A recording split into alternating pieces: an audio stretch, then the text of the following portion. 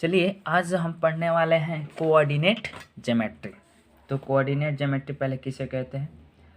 तो देखिए, गणित की वह शाखा जिसमें किसी एक तल में रखी हुई किसी वस्तु की स्थिति को दो लंब रेखाओं की सहायता से निरूपित की जाती है, उसे हम कोऑर्डिनेट ज्योमेट्री कहते हैं। जैसे देखिए, जैसे आप यहाँ ध्यान दीजिएगा, ये मेरा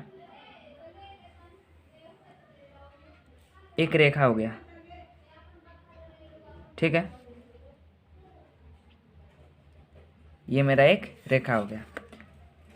अब ये अभी क्या है? ऊर्ध्वाधर है। इस पर एक हम क्षैतिज रेखा खींच दे रहे हैं। क्षैतिज रेखा एक दूसरे पर लंब है ना, देखिए, ठीक है। तो इसी को कह रहे हैं कि एक तल में रखी हुई किसी वस्तु की स्थिति निर्धारित करने के लिए दो लंबवत रेखा की सहायता से हम उसको ज्ञात करते हैं, उसे हम निर्देशांक ज्यामिति कहते हैं। ये क्लियर है? ये हो गया मेरा। अब यही पॉइंट समझने वाला है और यहीं से आपका ऑब्जेक्टिव क्लियर होगा, ठीक है। तो ये इसको हम बोलते हैं, ये वाई डैश, यहाँ भी वाई लिख सकते हैं, यहाँ वाई डैश लिख सकते हैं, इसमें कोई दिक्कत नहीं है। ये मेरा एक्स अक्ष हो गया, ये एक्स डैश। इसको हम कहते हैं वाई अक्ष, ठीक है। इसको हम कहते हैं इसको एक्स अक्ष,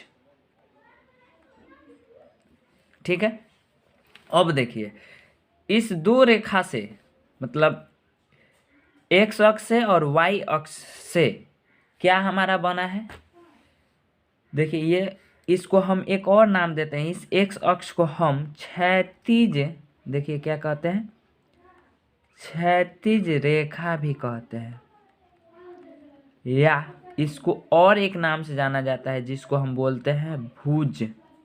एक्स अक्ष बोलिए, क्षैतिज रेखा बोलिए या भुज बोलिए, ठीक है, तीनों का मतलब एक ही। ओके, ये एक्स अक्ष हो गया, इसको एक्स अक्ष को ऊर्ध्वाधर रेखा बोलिए, ऊर्ध्वाधर रेखा, क्लियर है, या कोटि कहिए, इसको एक्स अक्ष कहिए या ऊर्ध्वाधर रेखा कहिए या कोटि कहिए, ठीक है। अब देखिए, एक्स अक्ष और वाई अक्ष के कटान बिंदु को हम, यहाँ जो ये बिंदु है इसको हम कहते हैं मूल बिंदु।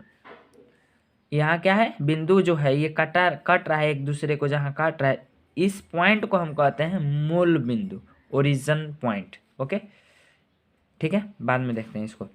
अब देखिए, ये मूल बिंदु से इधर बढ़ेंगे दाहिने तरफ एक्स अक्ष में, तो ये प्लस में जाएगा, +1 +2 1 2 3 4 5 6 7, हम बढ़ते जाएंगे, ठीक है। इधर बढ़ेंगे तो माइनस में, -1 -2 -3 -4 -5 -6, क्लियर है। अब वाई अक्ष में इधर बढ़ते हैं तो +1 +2 +3 +4 +5 +6। अब प्लस इसमें नहीं दे रहे हैं तो सब में प्लस होता है, आप मैथ के स्टूडेंट, आपको इतना तो समझ में आना चाहिए, ठीक है। इधर देखिए, इधर बढ़ेंगे वाई अक्ष में मूल बिंदु से नीचे तो माइनस में, -1 -2 -3 -4 -5 -6। एक चीज़ और ध्यान दीजिएगा, ये तो हो गया मेरा क्लियर। इस क्षैतिज रेखा से और ऊर्ध्वाधर रेखा से, ठीक है, जो खंड बन रहे हैं, ये खंड 1 2 3 4, इसको हम क्या कहते हैं? इसको हम कहते हैं चतुर्थांश, ठीक है। इसको क्या कहते हैं? चतुर्थांश। ये पहला चतुर्थांश हुआ, प्रथम इसको लिख सकते हैं, प्रथम चतुर्थांश, या चतुर्थांश को पाद भी कहा जाता है, ठीक है। चतुर्थांश कहिए या पाद कहिए, ओके। ये हो गया। ये हो जाएगा मेरा द्वितीय चतुर्थांश, ये सेकंड कर दे रहे हैं, ठीक है। ये मेरा तृतीय हो जाएगा,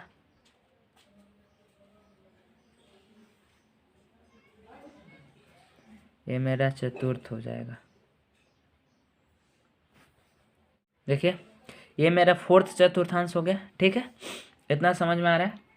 अब देखिए इसका चिन्ह क्या होगा, प्रथम चतुर्थांश में आइए, देखिए पहले हर हालत में पहले एक अक्ष, पहले एक अक्ष का लिखेंगे, तो एक अक्ष में देखिए क्या है, सब प्लस में है, क्या है, सब प्लस में है, सब प्लस में, देखिए एक अक्ष में तो सब पहले प्लस हो जाएगा, इसका चिन्ह क्या हो जाएगा, इससे लिखते हैं, पहले क्या हो जाएगा, प्लस हो जाएगा, ठीक है, पहले प्लस, उसके बाद वाई अक्ष में देखिए ये भी प्लस में है, तब प्लस प्लस कामा प्लस, यानी प्रथम चतुर्थांश का चिन्ह क्या हो जाएगा, प्लस हो जाएगा। द्वितीय में आइए, पहले एक्स अक्ष में जाइए, एक्स अक्ष में तो क्या है, माइनस है, सब देखिए -1 -2 ये माइनस माइनस वाला है, तो माइनस वाला भाई यहाँ आ गया, कामा वाई अक्ष में जाइए, क्या है, प्लस में है, तो माइनस कामा प्लस, द्वितीय चतुर्थांश में क्या हो जाएगा, माइनस कामा प्लस।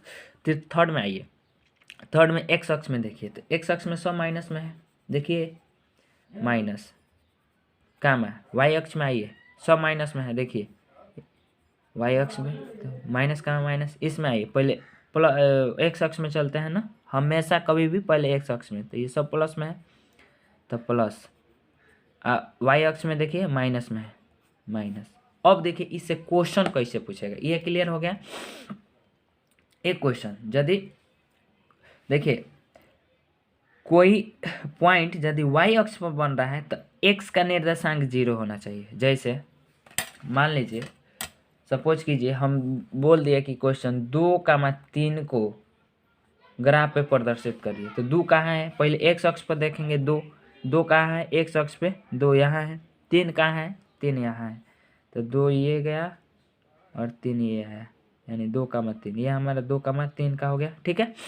कोई बोल दे कि -4,3 का बनाइए, तो -4 एक्स अक्ष पे देखेंगे, -4 ये है, और वाई अक्ष पे 3 प्लस में है ना, 3 प्लस में देखेंगे क्या है, -4 +3, तो -4 ये है, +3 ये है, देखिए ग्राफ पर खींचिएगा तो सही हो जाएगा, ठीक है। तो ये -4,3 ये क्लियर हो गया। इस तरह हम ग्राफ इसका खींच सकते हैं। अगला क्वेश्चन देखिए, अब जैसे क्वेश्चन कैसे पूछेगा, ऐसे पूछ सकता है, जैसे क्वेश्चन पर अब आते हैं, ऐसे पूछ सकता है कि निर्देशांक, अब यहाँ बताइएगा निर्देशांक 2-2,4 का भुज है, तो भुज किसको कहते हैं, एक्स अक्ष वाला, तो एक्स अक्ष वाला इसमें कौन है, पहले -2 है कि 4 है, तो कभी भी पहले ये एक्स अक्ष वाला रहता है, ये वाई अक्ष वाला, ठीक है, ये एक्स अक्ष ये वाई अक्ष, तो भुज कौन होगा, एक्स अक्ष को ही ना भुज कहते हैं, तो भुज हमारा -2 होगा, यानी ये आंसर होगा, ठीक है। अगला देखिए, बिंदु 5,3, बिंदु 5,-3 है, स्थित है, किस में हो जाएगा, 5,3, तो यहाँ देखिए 5,3, 5 क्या है, प्लस में है, 5 क्या है, प्लस में है, प्लस में है ना, अब -3 है, तब यहाँ -3 माइनस में है, चलिए प्लस का माइनस किस में हो जाएगा, प्लस का माइनस, प्लस का माइनस, यानी किस में चला जाएगा, चतुर्थ चतुर्थांश में, तो चतुर्थ चतुर्थांश में जाएगा, ठीक है, ये हो जाएगा मेरा। तीसरा देखिए, निर्देशांक -4, -5 कोटि, कोटि किसको बोलते हैं, तो वाई अक्ष को, देखिए कोटि वाई अक्ष को कहते हैं, तो इसमें कोटि कौन है, पहला एक्स अक्ष वाला है, दूसरा वाई अक्ष वाला, तो -5 क्या हो जाएगा, हमारा कोटि हो जाएगा, क्लियर है।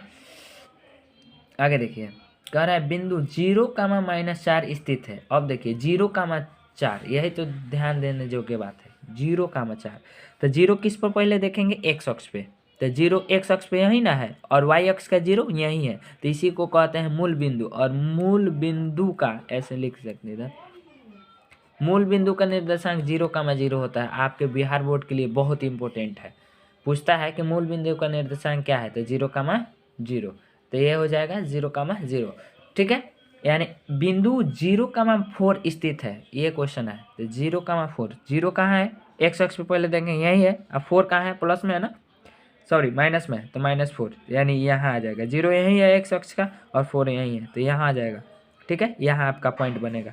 तो किस कह रहा स्थित है, एक्स अक्ष पे स्थित है कि वाई अक्ष पे स्थित है, तो कहाँ स्थित आ रहा है, वाई अक्ष पे, तो लिख यहाँ टिक कर देंगे वाई अक्ष, क्लियर। अब देखिए, अब कैसे कैसे क्वेश्चन पूछ सकता है आपके एग्जाम, बोर्ड एग्जाम में, इसी को घुमा फिरा के कह रहा है, कार्तीय तल में क्षैतिज रेखा का नाम जो एक बिंदु की स्थिति निर्धारित करता है। क्षैतिज रेखा का नाम क्या है, ये क्षैतिज रेखा, इसको किस किस नाम से जानते हैं? तो भुज भी कहते हैं और एक्स अक्ष भी कहते हैं। अब ऑप्शन में एक्स अक्ष दिया रहेगा तो एक्स अक्ष कर देना, ठीक है, देख लेना। तो क्षैतिज रेखा को किस किस नाम से जानते हैं? मतलब क्षैतिज रेखा का नाम जो एक बिंदु की स्थिति निर्धारित करता है, तो एक्स अक्ष के नाम से जानते हैं या भुज के भी नाम से जानते हैं, ठीक है। अगला देखिए, अगला इस टाइप से पूछ सकता है कि कार्तीय तल में ऊर्ध्वाधर रेखा का नाम, कार्तीय तल में ऊर्ध्वाधर रेखा का नाम जो एक बिंदु की स्थिति निर्धारित करता है, ठीक है। ऊर्ध्वाधर रेखा इसको बोलते हैं, वाई अक्ष को क्या कह, तो ऊर्ध्वाधर रेखा को क्या कहते हैं? वाई अक्ष कहते हैं, ठीक है। अब देखिए, कार्तीय तल में बिंदु की स्थिति का निर्धारित करने वाला क्षैतिज और ऊर्ध्वाधर रेखाओं से बनने वाले खंड क्या कहलाता है? ये मेरा कार्तीय तल में क्षैतिज रेखा ये है, ऊर्ध्वाधर रेखा ये है, इससे बनने वाला खंड, ये जो 1 2 3 4 खंड बन रहा है, इसको हम क्या कहते हैं? पाद कहते हैं या चतुर्थांश कहते हैं। क्लियर है? अब देखिए, एक और इस टाइप से पूछ सकता है कि क्षैतिज और ऊर्ध्वाधर रेखा के परिच्छेद, देखिए क्षैतिज और ऊर्ध्वाधर रेखा के परिच्छेद बिंदु को क्या कहते हैं?